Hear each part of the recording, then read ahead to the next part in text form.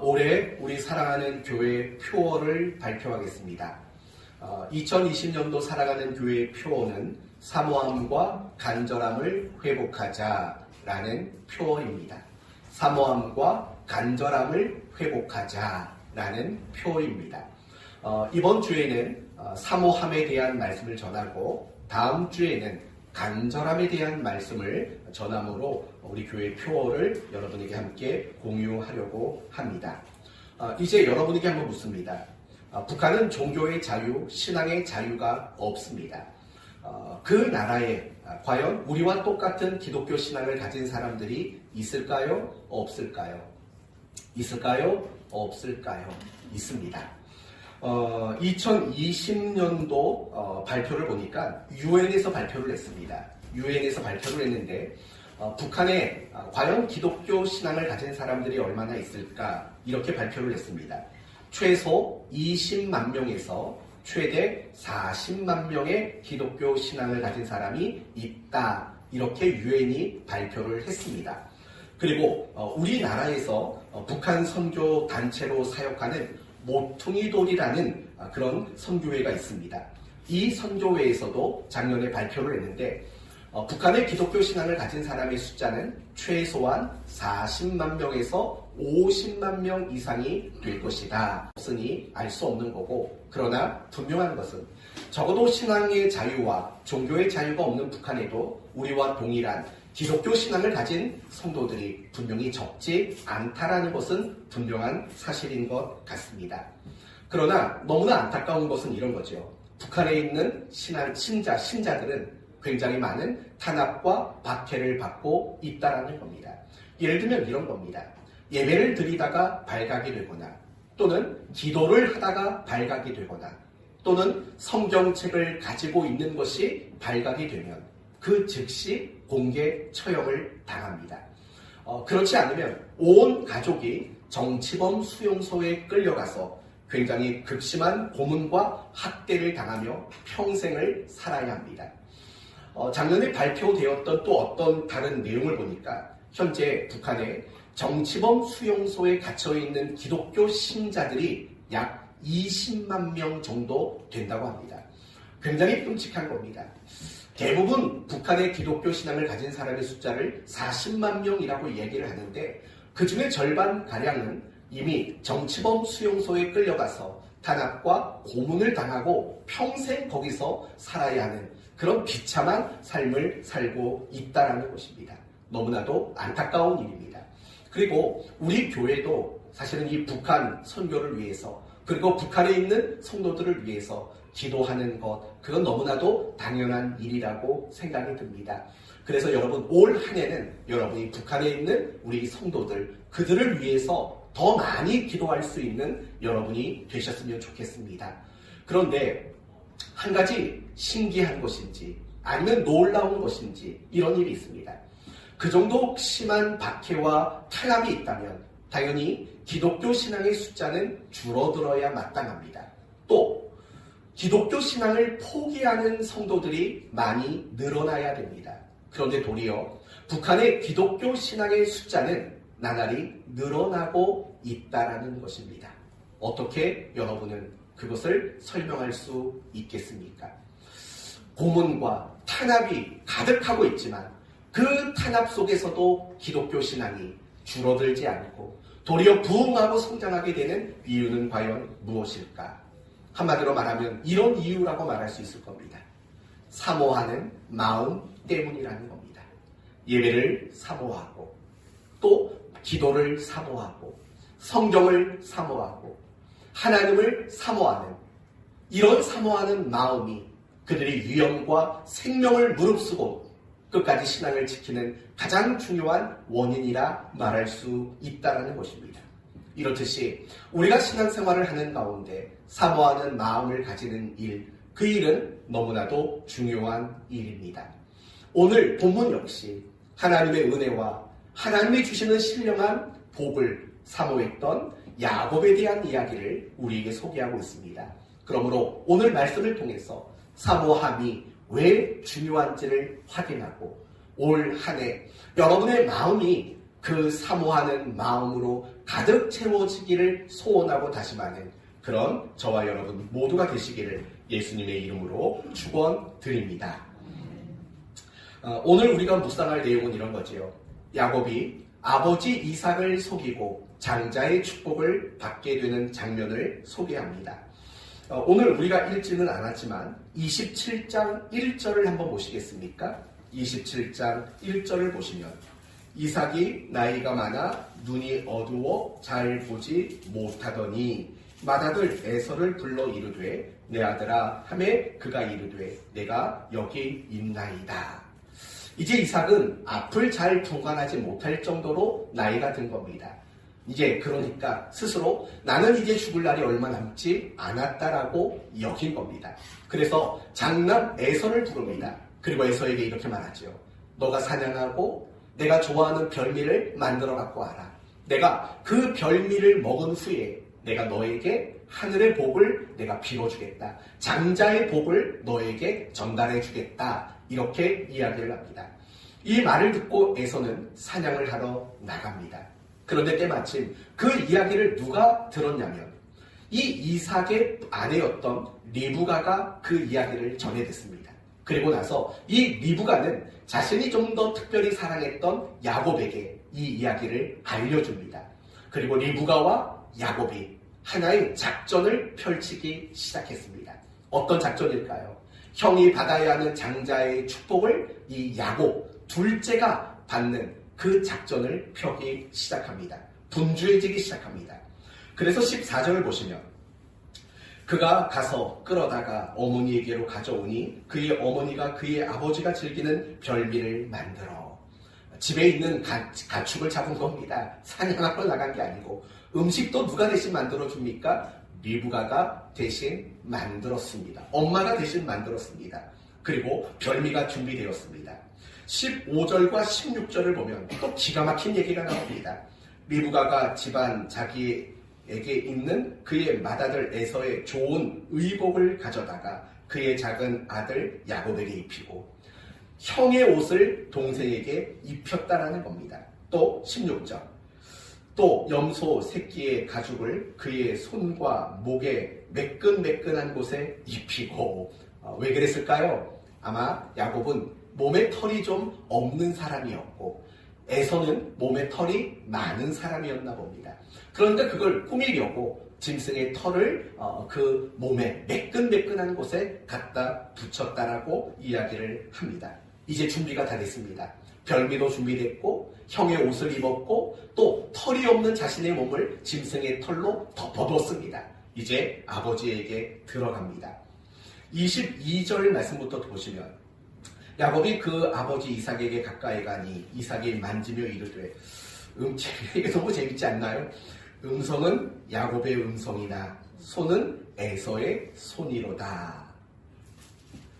그러면서 23절에 그의 손 형 에서의 손과 같이 털이 있으므로 분별하지 못하고 축복하였더라.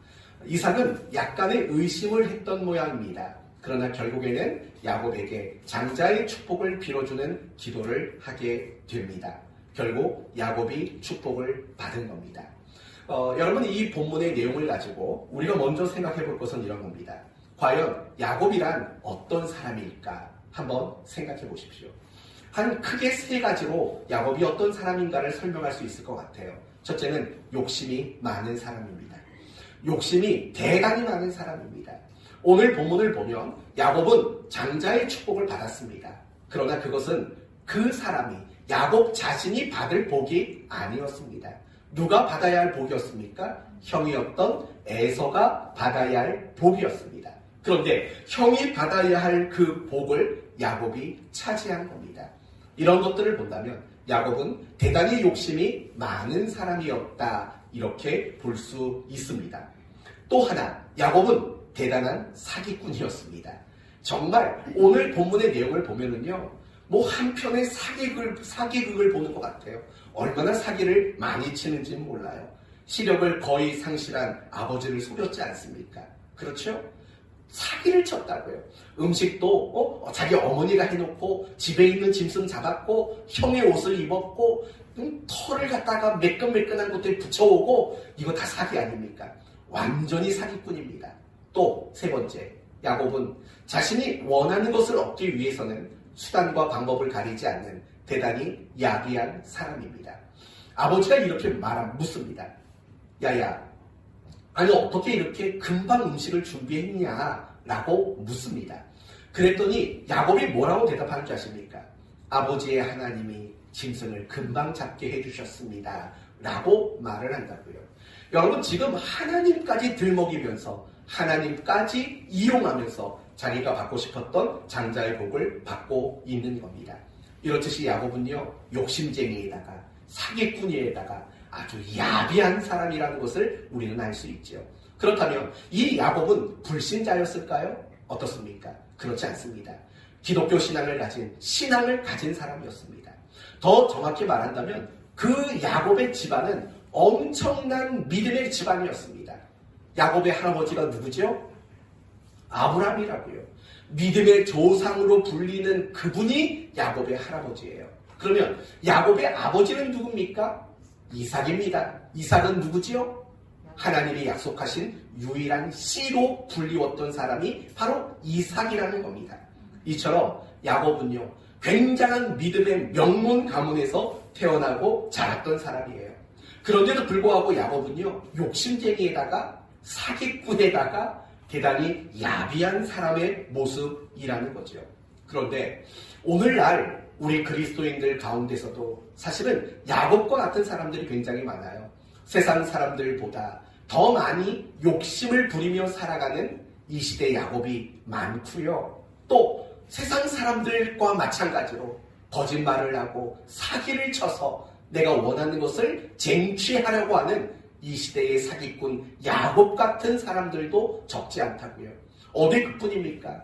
야곱과 같이 정말 하나님까지 들먹이면서 자신이 원하는 것을 얻어내는 대단히 야비한 그런 신자들도 얼마나 많은지 모릅니다. 그러면 여러분은 어떻습니까? 혹시 여러분 욕심쟁이 아니세요? 욕심쟁이. 여러분 혹시 성도들한테 이런 말, 정초부터 이런 말 하긴 죄송하지만 사기꾼 아니세요? 사기꾼. 혹시 여러분 야비한 사람 아니세요? 정말 야비한 모습으로 살아가는 이 시대의 야곱이 아닌지 생각해 보셔야 합니다. 저는 우리 교회 성도들은 안 그랬으면 좋겠어요. 욕심쟁이가 아니었으면 좋겠어요. 저는 여러분이 좀 거짓말하는 사기꾼이 아니었으면 좋겠어요. 저는 여러분이 야비한 사람, 내가 원하는 것을 위해서라면 수단과 방법을 가리지 않는 그렇게 야비한 사람이 되지 않았으면 좋겠어요. 저는 여러분이 이 시대에 야곱이 되지 않기를 축원드립니다. 그렇다면 여러분, 분명히 야곱은 욕심쟁이에다가 사기꾼에다가 야비한 사람이라고요. 그런데 오늘 본문을 보면은 그런 야곱이 장자의 축복을 받게 되는 이야기를 굉장히 길게 소개를 해요. 그리고 굉장히 구체적으로 언급을 하고 있다라는 거예요. 과연 그 이유가 뭘까요? 크게 두 가지 이유가 있으리라 생각합니다. 첫째는 반면교사입니다. 반면교사. 여러분, 반면교사가 뭔지 아시죠? 절대로 너도 그렇게 살면 안 된다라는 것을 보여주는 게 반면교사입니다. 야곱이 믿음의 가문에서 태어났지만 욕심쟁이에다가 사기꾼에다가 야비한 사람. 그러니 너희는 그렇게 살지 말아라. 야곱처럼 살지 말아라. 그걸 우리에게 보여주고 있는 겁니다. 그러나 훨씬 더 중요한 것은 이런 거죠. 야곱의 말이나 야곱의 생각이나 야곱의 판단이나 야곱의 모든 행동은 사실은 다 틀렸어요. 절대 옳은 게 하나도 없어요. 그러나 그런 야곱임에도 불구하고 우리가 단 한 가지 정말 꼭 배워야 하는 것이 있다라는 거예요. 그게 무엇일까요? 사모하는 마음이라는 거예요. 야곱의 모든 것들은 다 틀렸어요. 그러나 우리가 배워야 하는 한 가지, 그것은 야곱의 마음 속에 대단히 사모하는 마음이 있었다라는 겁니다. 야곱은 장자의 복을 받을 자격이 있나요, 없나요? 자격이 없어요. 왜냐하면 야곱은 장자가 아니기 때문에 그래요. 야곱은 둘째예요. 그렇기 때문에 장자의 복을 받을 자격이 없어요. 그런데 장자의 복을 받을 자격이 없음에도 불구하고 야곱은 장자의 복을 사모하는 마음이 굉장히 컸다라는 거예요. 하나님이 주시는 은혜 사모하는 마음, 하나님이 주시는 그 신령한 복에 대한 사모하는 마음, 그 사모하는 마음이 너무 크고 너무 대단했다라는 겁니다. 여러분 한번 생각해 보십시오. 먼저 물어봅시다. 야곱은 똑똑한 사람이었을까요? 멍청한 사람이었을까요? 어때요? 야곱은 똑똑할까요? 멍청할까요? 야곱은 굉장히 똑똑한 사람이에요. 야곱이 라반 집에 가서 하는 일들, 행동들, 그런 것들을 보면은요, 야곱은 굉장히 명철한 사람이에요. 굉장히 똑똑한 사람이고, 계산이 빠른 사람이고, 이치에 굉장히 밝은 사람이라고요. 그걸 기본 전제로 한번 오늘 본문을 생각해봐요. 야곱의 행동이 얼마나 위험천만한 일인지 여러분 아십니까? 만약에 별미를 가지고 형의 옷을 입고 털을 좀 갖다 붙여놓고 아버지에게 들어갔어요. 만약에 들통이 나면 어떡할 겁니까? 들통이 날 수도 있잖아요. 왜요? 바꾸지 못하는 한 가지가 있었잖아요. 그게 뭐죠? 목소리. 그렇죠? 음성은 바꿀 수 없으니까 이 들통이 날 수도 있는 상황이라고요. 또 생각해보세요. 아버지에게 장자의 축복을 받았어요. 또는 장자의 복을 받으려고 들어가요. 그 순간에 에서가 오면 어떡할 거예요? 에서가 오지 말라는 법 없잖아요. 충분히 그것도 생각했을 거라고요. 그리고 어쩌다 저쩌다 축복을 받았어요.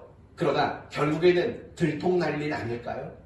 여러분, 야곱이 아버지에게 장자의 복을 받은 그 일은요, 영원히 미제의 사건으로 남을 일이 아니라고요. 이건 하루만 지나도 금방 들통날 수밖에 없다고요. 여러분, 오늘 본문 30절을 보세요. 어떤 얘기가 나와요? 이삭이 야곱에게 축복을 마쳤어요. 그리고 야곱은 아버지의 방에서 나왔어요. 근데 그 찰나에 누가 들어와요? 형 에서가 들어온다고요. 그리고 다음 장에 넘어가 보면 이 에서가 별미를 준비해요. 그리고 아버지에게 들어가요. 아버지, 다 준비했습니다. 너무 맛있게 드시고 제게 복을 빌어주십시오. 그때 아버지는 기겁을 하고 놀랍니다. 아니, 조금 전에 내가 복을 빈 그 누구냐?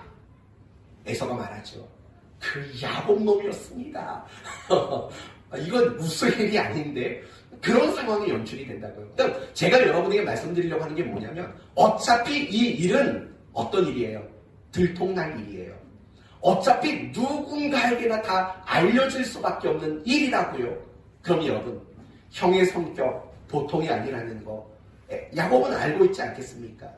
자기는 힘이 없이 집안에서만 살던 사람이지만 형은 사냥에 능했던 집 밖의 사람이라고요. 분명히 형의 성격도 알 거고 형이 자기를 어떻게 태도할지 어떻게 자기에게 반응할지도 사실은 야곱은 알고 있었다고요. 그러니까 집안이 뒤집힌 거죠. 나중에 어떤 일이 일어납니까? 이삭과 리브가, 그러니까 그의 어머니와 아버지가 무슨 말을 하냐면 야곱아, 빨리 도망가라. 저기 하란 땅에 있는 삼촌 집에 빨리 도망가고 나중에 오라고 할 때까지는 꼼짝 말고 그 집에 있어라. 왜 그렇게 말해요?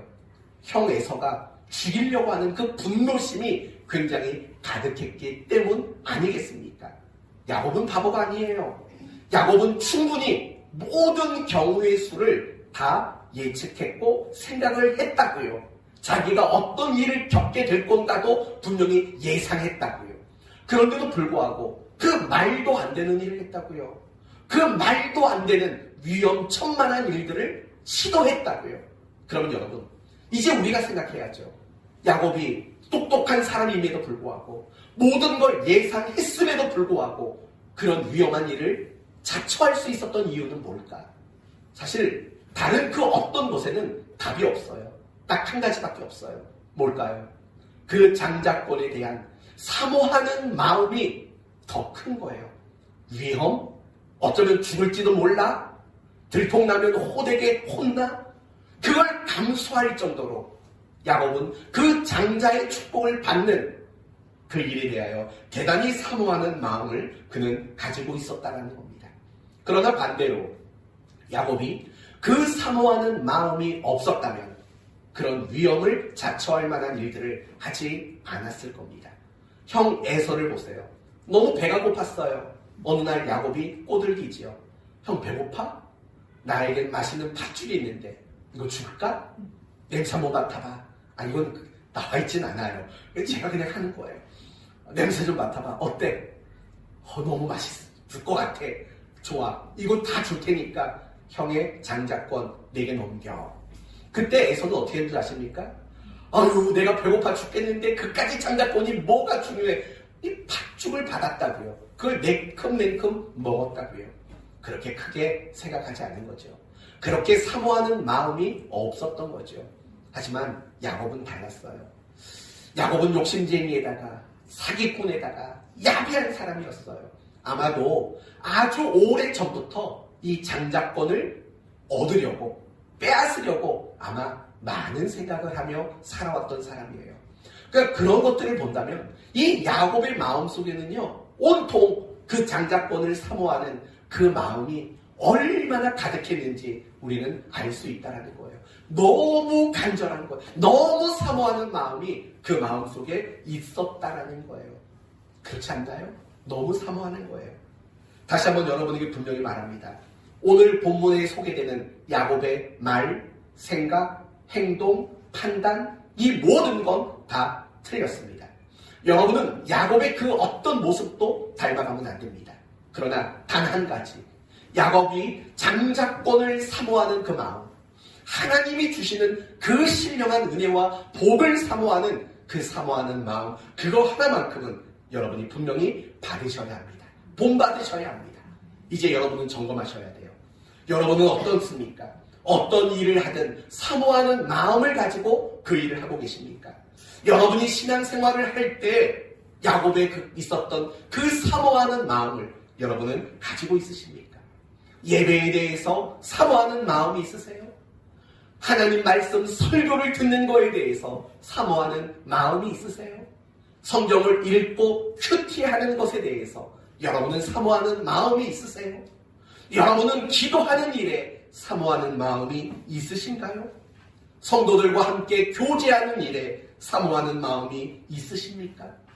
은혜 받고자 하는 마음의 사모함이 여러분에게는 있으십니까?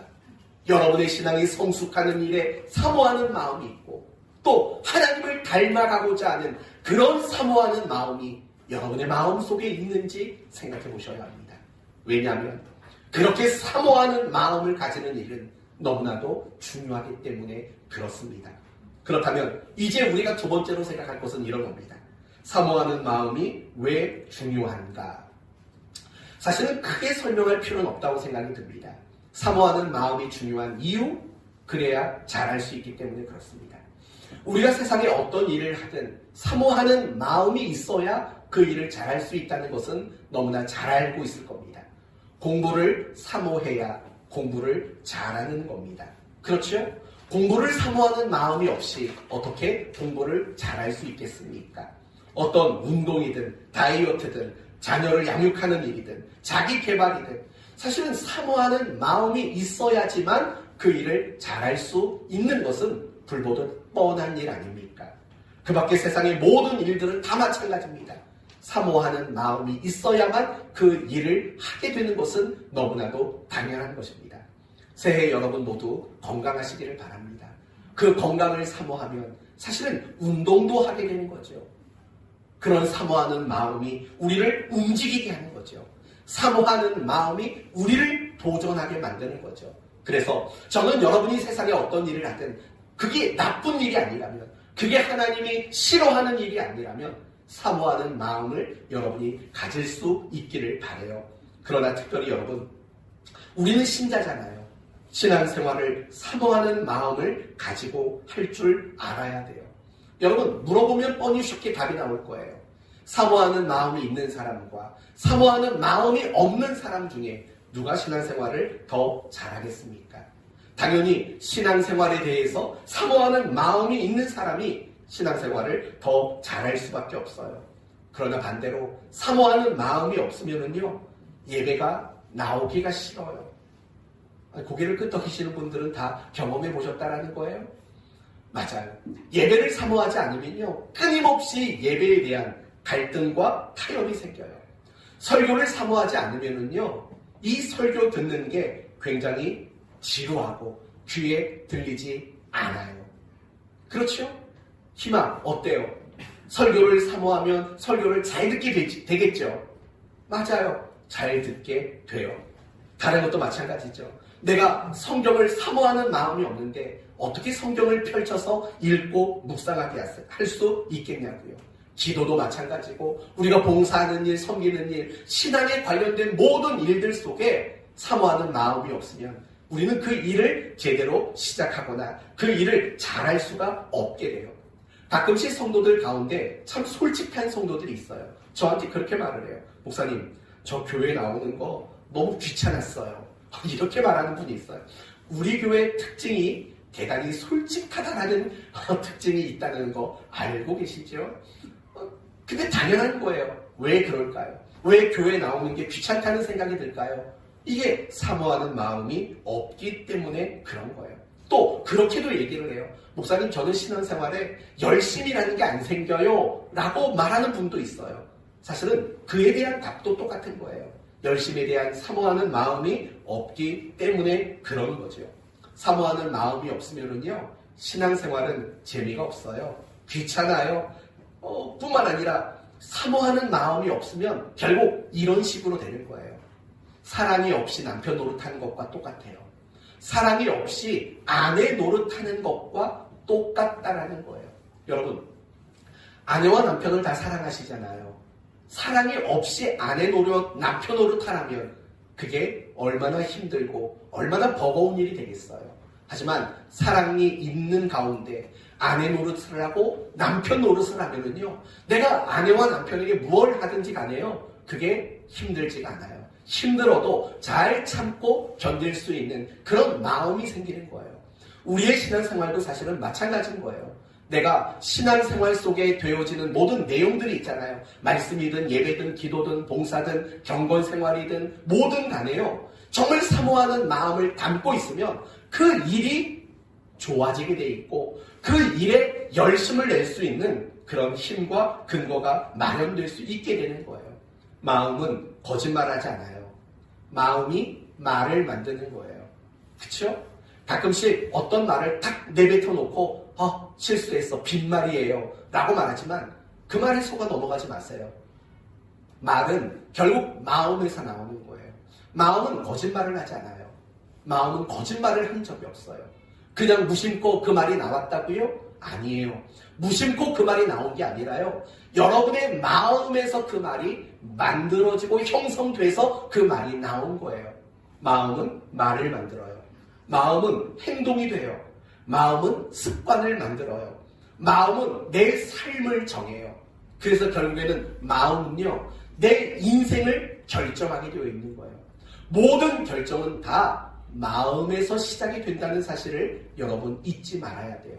그렇기 때문에요, 내가 신앙생활하는 가운데 마음이라는 것을 그 속에 담지 못하면 그 일은 너무 버거운 일이 될 수밖에 없고 재미없는 일이 되어질 수밖에 없는 거예요.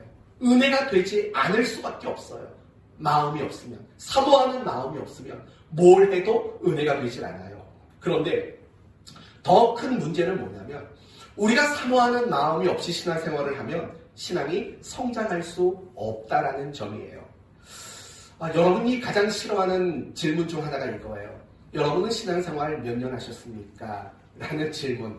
굉장히 싫지요? 그래도 물어볼게요.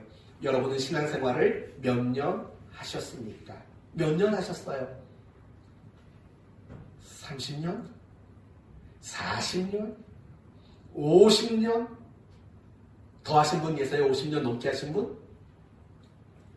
네. 저한테 지금 주먹질한 건 아니죠? 네. 그냥 물어본 거예요. 여러분 신앙생활을 몇 년 하셨는지. 그러면 물어볼게요. 여러분이 신앙생활을 그 기간만큼 하셨다면 그 기간만큼 여러분의 신앙은 성장하셨습니까? 여러분의 그 신앙의 연수만큼 여러분의 믿음은 자라나셨습니까? 이 질문을 하면 사실 대부분 그렇습니다라고 답하기가 어려워요. 저도 마찬가지예요. 저도 모태신앙이라고요. 그런데 지금까지 신앙생활을 하면서 그 시간만큼, 반백년만큼 정말 신앙이 자랐냐라고 물어보면 저도 아니라고밖에 대답 못할 것 같아요. 그러면 여러분, 우리가 지금까지 신앙생활을 수십 년 했는데 예배를 안 드린 거 아니잖아요. 우리가 기도라는 걸 안 해본 적이 없잖아요. 그렇다고 성경을 안 본 것도 아니고 또 성경을 공부하지 않은 것도 아니잖아요. 우리는 나름대로 할 만큼 했다고요. 그런데 그럼에도 불구하고 내가 신앙의 연수만큼 내 신앙이 성장하지 못하는 나의 모습을 보게 될 때가 많은 거죠. 이유는 뭐냐면 내가 지금까지 신앙생활하면서 많은 예배와 많은 성경 공부와 많은 기도와 봉사를 했지만 그 신앙의 내용들 속에, 행위들 속에 사실 우리는 무엇을 담아내는 일을 하지 못했냐면 사모하는 마음, 사모하는 그 마음을 담아내지를 못했던 거예요. 그러니까 결국 그 사모하는 마음이 없이 그 일을 해왔던 시간들이 있기 때문에 그 신앙의 연수만큼 우리의 신앙이 성장할 수가 없게 되었다는 거죠. 여러분이 신앙이 성장하지 않았다는 말이 아니에요. 분명히 신앙이 성장했어요. 하지만 여러분이 신앙생활을 하는 연수만큼은 성장하지 못한 거죠. 그 이유는 결국은 사모하는 마음을 그 안에 담아내지 않았기 때문이라는 거예요. 오늘 이 자리에 예배하러 나온 성도들이 있어요. 또 온라인으로 예배하는 성도들이 있어요. 하지만 중요한 것은 뭐냐면 이 자리에서 함께 예배하고 있다고 해서 예배에 대한 사모하는 마음이 모두 똑같은 건 아니에요. 적어도 이 자리에 여러분이 나왔으니까 사모하는 마음은 분명히 있을 거라고요. 그러나 어떤 사람은 발걸음을 교회로 옮기는 고작 그 정도의 사모하는 마음이 가지고 온 분이 있지만 어떤 분은 정말 마음이 뜨거워질 정도로 이 예배를 사모해서 이 자리에 나온 성도들도 있다라는 거예요. 결국 똑같은 자리, 똑같은 시간 안에 우리가 있지만 차이점이 있다면 그건 결국 사모하는 마음이라는 거예요. 정말로 그 사모하는 마음, 그 분량이 우리의 신앙의 성장과 성숙을 결정짓는 굉장히 중요한 요인으로 늘 작용하게 된다는 거예요. 사도행전 1장에서 8장까지 보시면은요, 초대교회, 정확한 명칭은 예루살렘 교회겠죠. 예루살렘 교회 성도들에 대한 이야기가 나와요. 그들의 이야기를 볼 때마다 깜짝 놀라지 않을 수가 없어요. 왜냐하면 그들의 신앙의 수준이 너무 높기 때문에 그래요. 그들의 신앙의 모습이 너무 탁월하기 때문에 그래요. 예를 들면 이런 거죠. 그들은 복음을 전했다고요. 하지만 복음을 전하게 되면 그들은 목숨을 잃을 수 있는 상황이었어요. 그런데 그 목숨까지도 감수하고 복음을 전하는 그들의 모습이 나타나고 있다고요. 자신의 전 재산을 팔아가지고요, 가난한 사람들에게 나누어 줬다고요. 어디 그뿐이에요? 그들은 서로 제 몸처럼, 자기 몸처럼 서로를 사랑해 줬다고요. 신앙의 열정이 얼마나 대단했는지 몰라요. 믿지 않는 주변 사람들에게 칭찬을 받았고 존경을 받았다고요. 이런 예루살렘 교회의 모습, 정말 놀라지 않을 수가 없는 거죠. 그러면서 이런 생각이 들어요. 나는 신앙생활을 몇 년을 해야지 이 예루살렘 교회 성도들만큼이나 될까? 어느 정도 열심히 해야지 목숨 걸고 복음을 전할까? 목숨 걸고 설교할까? 목숨 걸고 내 재산 내나 가난한 자들을 도울 수 있는 사람이 될까? 고민을 안 할 수가 없다고요. 여러분, 우리가 몇 년쯤 하면 이런 예루살렘 교회 성도들의 모습이 우리 모습에서 나올까요? 지금부터 몇 년을 더 하면 될까요? 천국 가기 전에는 될까요? 야, 이게 우리에게는 고민일 수밖에 없어요. 그런데 중요한 것은, 그렇다면 그들은 도대체 신앙생활을 몇 년을 한 사람일까 생각해보세요. 그러면 고작 10년 안쪽이라고요. 예수님의 부활하신 그 시점으로부터 그 사도행전에 나오는 7장, 8장에 나오는 이야기가 고작 10년 남짓의 이야기라고요. 그들이 우리 식대로 말한다면 예수 믿고 신앙생활을 열심히 한 건 고작 10년 채 되지 않는 사람들이라고요. 그런데 그 짧은 기간 속에 그들의 신앙은 굉장히 급성장했다고요. 처음에 그들은요, 예수님이 붙잡히자 다 도망친 사람들이잖아요. 제자들의 모습을 보세요. 그리고 사도행전 1장을 보시면 그들이 어디에 모여서 기도를 했을까요? 마가의 다락방에 모여 기도했다고요. 왜 숨어 있어요? 왜 숨어 있냐고요? 그들은 겁이 난 거예요. 아직은 목숨을 담보할 정도로 복음을 전할 용기가 없는 사람들이에요. 그러나 그들이 그 10년 남짓의 기간 안에 그렇게 전혀 다른 사람으로 그들의 신앙의 수준이 급성장했다고요. 그 모든 원인은 무엇이냐? 단 한마디로 말하면 그들에게는 사모하는 마음이 남달랐다라는 거예요. 그들은 굉장히 사모하는 마음이 있었어요. 사모하는 마음이 그들 마음에 가득 차 있었다고요.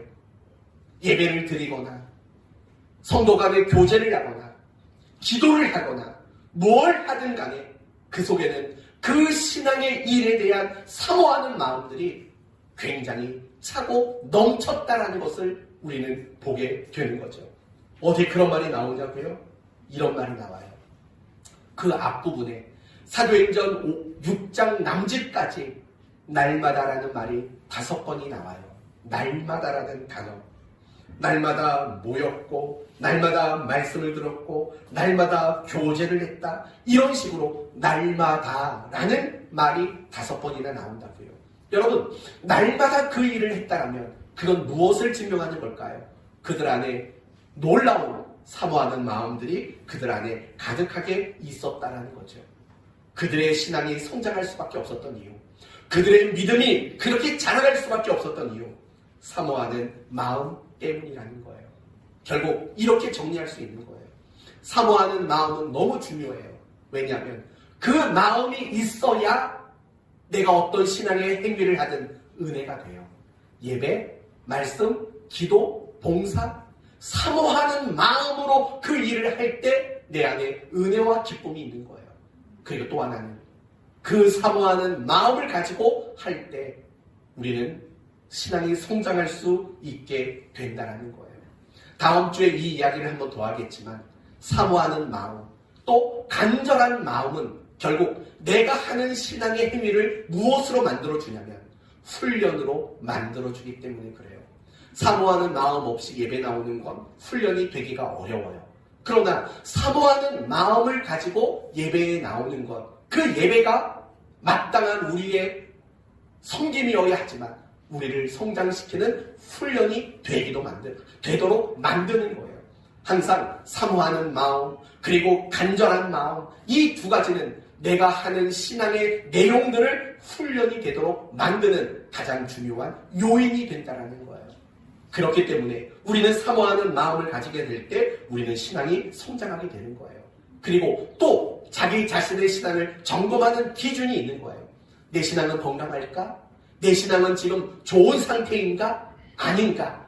이걸 점검하는 방법은요, 간단해요. 사모하는 마음이에요. 사모하는 마음. 옛날에 우리 교회 초창기에 성도들이 정말 여러 지역에서 나왔어요. 요즘 돼서야 겨우 고양시 성도들이 좀 많아진 거지, 옛날에는요 고양시 성도들이 몇 없었다고요. 다 서울에서 오고 심지어 용인에서도 오는 청년이 있었다고요. 그 청년의 집에 신방을 갈 때 몇 킬로나 되나 재봤더니 96km 나오더라고요. 교회에서 그 집까지 거리가 96km예요. 그런데 이 청년은 항상 주일마다 그 96km의 거리를 달려왔어요. 그럼 제가 안쓰럽잖아요. 그렇게 얘기를 한다고요. 그 먼 거리에서 참 오니라 가니라 고생이 많네요. 그러면 그 청년은 뭐라고 말하냐면 눈 깜빡할 사이에 온다는 거예요. 그 오는 시간이 그렇게 좋대요. 찬송도 부르고 기도도 하고 설레이고, 그래서 이 96km가 하나도 멀게 안 느껴진대요. 몇 년이 지나고 나서 어느 날 그 청년이 저한테 이렇게 말하더라고요. 너무 멀어서 가까운 데서 다니고 싶다는 거예요. 아니 몇 해 전까지만 해도 그냥 눈 깜빡할 사이에 온다고 했는데 그렇게 마음이 바뀌는 거예요. 뭔지 아세요? 그게 사모하는 마음인 거예요. 사모하는 마음. 어느 한 가지, 두 가지에 의한 게 아니라 모든 것을 통틀어서 사모하는 마음. 그 마음이 있으면은요, 그게 기뻐요, 쉬워요, 성장하고 잘 돼요. 여러분, 제가 옛날에 연애할 때 응암동에 살았고 제 아내는 개봉동에 살았다고요. 제가 뭐 그때 운전면허가 있었겠어요? 아니면 직장 생활을 해서 택시를 타고 다닐 수 있겠어요? 기껏해야 지하철 갈아타고 1시간 반 가서 만나고 온다고요. 왜 웃어요? 연애 안 해보신 분처럼? 그래도 그 길이 얼마나 기쁜지 몰라요. 얼마나 기쁘고 얼마나 설레이는지 모른다고요. 갑자기 옛날 생각나니까 막 네, 좋네요. 네, 제가 올 한 해 남편 노릇 더 잘하려고 제가 마음을 먹고 열심히 노력하고 있는 거 아시지요? 네, 그렇게 보이지요? 다시 먼저 사모하는 마음이란 결국 그런 거예요. 그래서 내 마음속에 한번 오늘 생각해봐요. 내가 오늘 교회에 나왔는데 찬양을 아까 막 불렀는데 기도도 같이 했는데 그리고 지금 설교도 듣고 있는데 내가 마음속에 사모하는 마음이 있었는가? 내가 교회에 오는 발걸음 속에 사모하는 마음이 어느 정도 있었고 함께 찬송을 부를 때 사모하는 마음이 어느 정도 있었고 말씀을 듣는 이 순간에도 말씀을 내가 더 잘 들으려고 하는 그런 사모하는 마음은 어느 정도 있었는지 보세요. 그게 지금 나의 신앙의 상태인 거예요. 그게 지금 나의 신앙의 수준인 거예요. 물론 그 마음은요, 뜨거워질 수 있고 식어질 수 있어요. 하지만 우리는 항상 조심해야 돼요. 내 마음속에 그 사모하는 마음이 사그라들지 않도록, 사모하는 그 마음이 식어지지 않도록 늘 조심할 줄 아는 그런 지혜가 필요한 거예요. 사랑하는 성도 여러분, 저는 예배가 사모함으로 드려지는 예배가 됐으면 좋겠어요. 말씀도, 집에서 큐티하는 것도, 경건 프로그램도, 봉사와 섬김도, 이 모든 것들이 좀 사모하는 마음에서 시작되었으면 좋겠어요. 우리 찬양팀 힘이랑 영이 오늘 한 자리 지켜서 너무 좋았어요. 이건 은혜라고 말해야 되는지 제가 잘 모르겠는데 공교롭게도 우리 힘이와 형준이는 겹쳐지는 날이 없었어요. 제가 마음속에 늘 무슨 걱정하는 줄 아세요? 우리 힘이나 우리 형준이가 다 베이스 연주자들인데 우리 형준이가 정말 기도하면서 열심히 지금 준비하고 있을 텐데 형준이가 나와서 하려고 했는데 네이미가 나왔다. 야, 형준이 입장 곤란하겠다. 제가 주일 아침마다 그 걱정을 한다고요. 강집사님한테 맨날 물어봐요. 오늘 힘이 나옵니까? 물어보는 이유가 그런 마음이 있는 거예요. 근데요, 정말 신기한 게 지난 몇 달 동안 얘네들이 서로 카톡을 주고받는지는 모르겠어요. 한 번도 겹쳐진 적이 없어요. 저도 잘 몰랐는데 우리 사모가 어때요? 야, 이게 은혜인가 봐요, 여보. 왜요? 형준이랑 힘이가 겹쳐진 적이 없어요. 근데 다음 주부터는 겹쳐져서 지혜롭게 풀어가는 단계로 넘어갔으면 좋겠어요. 그러니까 그랬으면 좋겠어요. 뭐든지 다 내가 정말 사모하는 마음, 그 마음으로 여러분들이 신앙생활이 드려졌으면 좋겠어요. 제 이야기나 주장이 아니에요.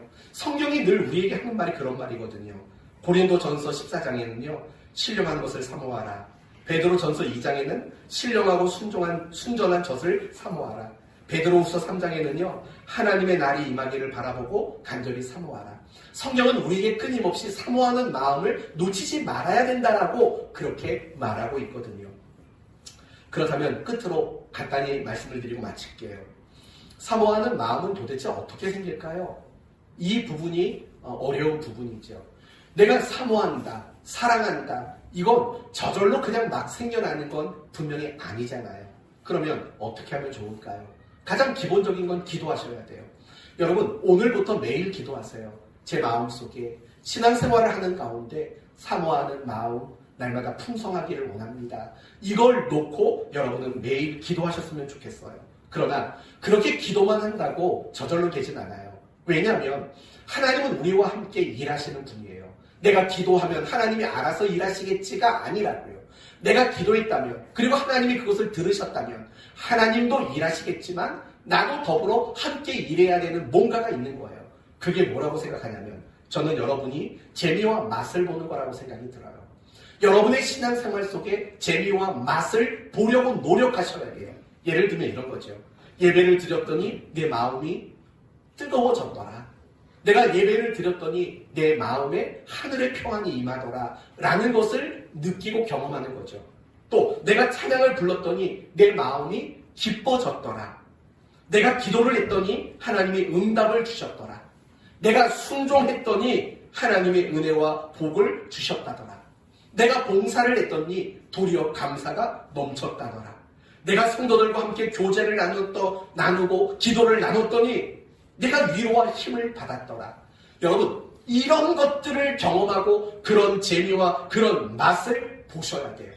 그래야지만 우리는 그 일에 대하여 사모하는 마음을 가질 수 있게 되는 거죠.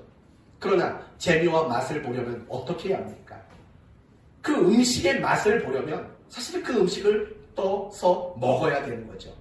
마찬가지예요. 우리가 신앙생활 속에 어떤 재미와 그 맛을 보기 위해서는 신앙의 어떤 행위를 시작하셔야 돼요.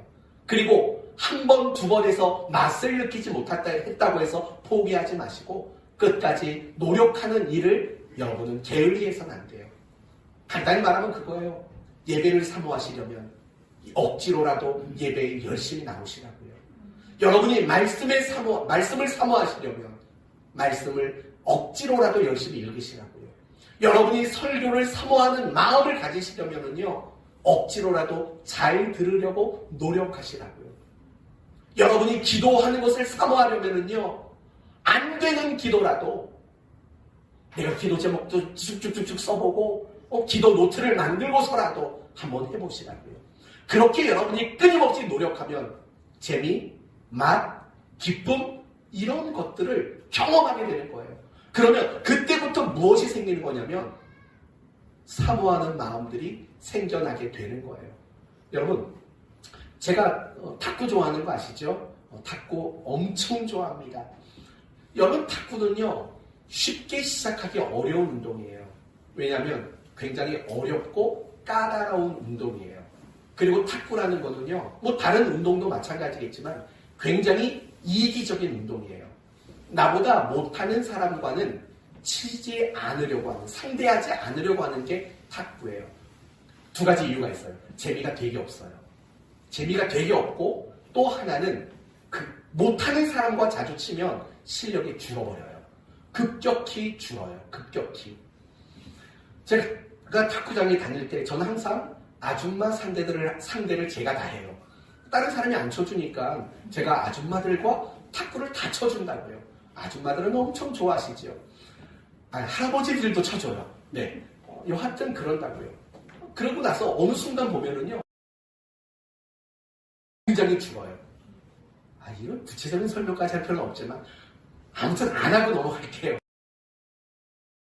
해야 되는데 못하는 분들이랑 하면은요 맨날 요것만 하거든요. 그러니까 몸이 그렇게 안 움직여져요. 실력이 줄어요. 그래서 굉장히 이기적이에요. 그렇기 때문에 탁구를 시작해서요 석 달을 넘기는 사람이 그렇게 많지가 않아요. 중간에 다 포기해요. 실력도 안 늘어, 쳐주는 사람도 없어, 뭐 그렇다고요. 그러나 그 고비를 넘기고 끝까지 하다 보면은요 재미가 느껴지게 돼요. 재미가 느껴져요. 그래서 정말 그 운동에 사모하는 마음들이 생기는 거예요. 신앙생활도 똑같다는 얘기하고 싶은 거예요. 예배를 한번 나와봤어요. 새벽에도 나와보고 하여튼 다 나와봤어요. 재미가 없어요. 그렇다고 포기하지 말라고요. 계속 예배를 열심히 나오다 보면은요 그 속에 어느 순간 은혜를 경험하는 일들이 일어나기 시작할 거예요. 작게요. 작게. 엘리야가 하늘에서 비를 내리려고 했을 때 그 구름이 제일 먼저는 뭐만 했다고요? 손바닥만 했다고요. 그게 커져서 폭우를 내리듯이 처음에는 여러분이 신앙생활 하는 게 정말 손바닥만한 은혜나 기쁨도 안 느껴질 때도 있다고요. 그러나 포기하지 말고 열심히 노력하세요. 그러면 손바닥만 했던 게 더 커지고 큰 은혜를 경험하게 돼요. 그러면 여러분은요 그걸 사모하게 된다고요. 여러분, 우리 권사님들 이분들이 이렇게 기도하고 열심히 새벽마다 여러분을 위해서 기도할 수 있는 사람이 된 게 뭔지 아세요? 끝까지 포기하지 않고 노력하다 보니까 은혜를 경험하게 되는 거예요. 그래서 그 시간이 사모해지게 되는 거예요. 저는 여러분 모두가 그렇게 노력할 줄 아는 여러분이 됐으면 좋겠어요. 제발 기도만 하지 마세요. 기도만 하지 마세요. 노력을 하세요. 노력. 그럴 때 여러분 모두가 사모하는 마음이 회복되게 될 줄로 믿습니다. 오늘 말씀을 마치겠습니다. 야곱, 그가 생각했던 거, 그가 방법으로 삼았던 거, 그가 행동했던 거, 다 틀렸습니다. 우리는 이 시대에 야곱이 되면 안 돼요. 그러나 그래도 그 안에 배울 수 있는 한 가지, 하나님의 은혜와 복, 장자권을 사모하는 그 마음은 우리가 정말 빨리 배워야 할 내용이라고 생각합니다. 사모하는 마음을 품는 여러분이 되셔야 합니다. 그래야 은혜가 되고, 그래야 여러분의 신앙의 그 노력만큼 여러분의 신앙이 성장하게 될 겁니다. 이제 올 한 해요, 여러분의 신앙에 많은 행위들이 있잖아요. 예배, 말씀, 기도, 경건, 프로그램, 봉사, 섬김, 교제, 이 모든 것들 안에 사모하는 마음을 담아내는 일에 초점을 맞추시고, 그 일에 우리 모두가 함께 노력함으로 사모하는 자들만이 누리는 은혜와 복을 얻게 되는 한 해가 되시기를 예수 그리스도의 이름으로 축원드립니다. 아멘. 기도합시다. 하나님 감사합니다. 오늘 야곱이 장자의 복을 사모했던 말씀을 함께 묵상했습니다. 물론 그의 모든 행동은 다 잘못됐습니다. 그러나 그가 가졌던 사모하는 마음만큼은 우리 모두가 본받기를 원합니다. 우리 사랑하는 성도들, 올 한 해 식어졌던 사모하는 마음을 회복하는 한 해가 되게 하여 주옵소서. 사모하는 마음을 가지고 있는 성도들이라면 그 마음이 더 풍성해질 수 있도록 도와주시옵소서. 어떤 신앙의 행위를 가지든 그 안에 사모하는 마음을 담아낼 수 있도록 도와주옵소서. 예수님의 이름으로 기도 올리옵나이다. 아멘.